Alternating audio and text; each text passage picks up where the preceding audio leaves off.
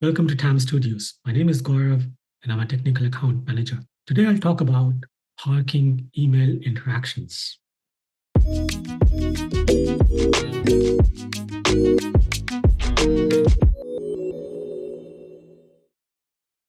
So what's new? Agents can now park or pause ongoing email interactions. They can do so when they need more time to gather information, perhaps consult with others, or delay their response for any other reason. This feature enables the agent to temporarily set aside an email without impacting their availability for other interactions. From a supervisor's point of view, supervisors can see which emails are active and which ones are parked. They can monitor these emails or they can reassign these interactions if it is necessary. Now, let's have a quick look at parking email interactions. So this is the agent's view. I am part of a queue that has a few emails waiting in that queue. I'll put myself on queue. And you can see that an email pops up immediately. And you can see that the customer would like to return this order. I start working on this email. As I'm working with this email, I realize that I don't quite fully understand the return order process, and I need to talk to a few people before I can work on this. Now what I can do is I can go to this icon over here and I can park this email. As soon as I hit this button, what you'll see is that this interaction will go away and immediately I'll be placed in available status.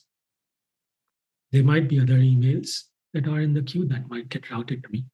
So let me park this interaction for now.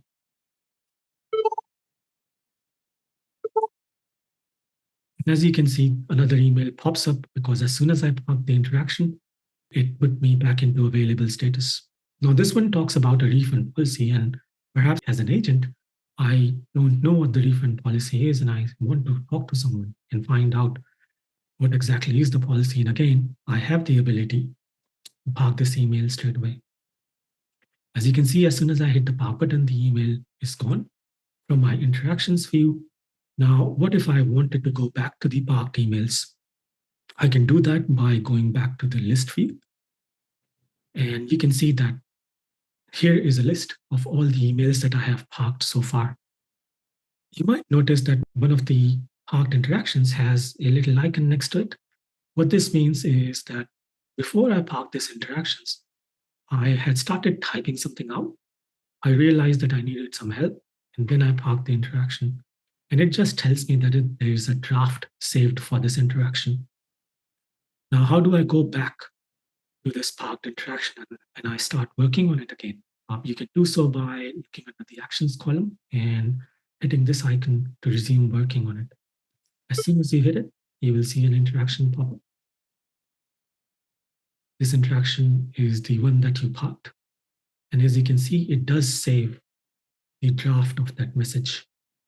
Now, assuming that I have spoken with people around how to return an order, I can finish writing this email and I can send it back to the customer. Going back to the list view where the parked interactions are, I just wanted to mention a few things about parked interaction.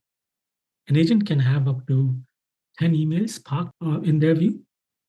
However, there is no limit to the number of emails parked for a queue division or an organization.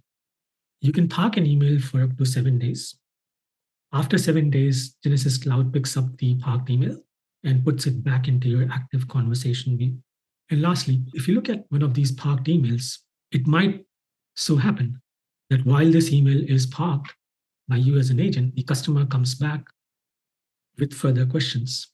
So if a customer replies to an email that is parked by an agent, the email goes back from the parked view to the active conversations view.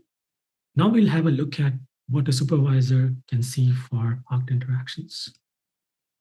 There are a couple of places where the supervisor can look at parked interactions. First one is the interactions view. You can see that we have introduced a new column called parked.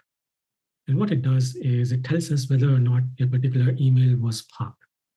As a supervisor, if you click on the three buttons over here, you can transfer this parked email to another agent, another queue, or you can assign it to yourself. The other place where you can look at parked interactions the queue activity view. As you can see, this view shows you that there are 3 emails that are parked in this queue. It tells you how long they have been parked for, who is this email from, and again, from this view, as a supervisor, you can view the details of this interaction, or you can transfer this interaction to another queue, another agent, or to yourself. There are a few enhancements that we'll be releasing soon as far as the Park email feature is concerned, and here's a list of those. I think the top few are the ability for the administrator to configure the maximum number of duration that an email can be parked. They would also be able to configure the maximum number of emails that can be parked from a org, division, queue, or a user basis. And there are a few other enhancements coming soon as well that you can have a look at here. That's all I had as far as the Park email feature goes. Thank you for having a look. And as always, if you have a question, you can always email that question to camstudios@genesys.com, or you can post that question in the comment section below. Thanks for having a look and have a good day.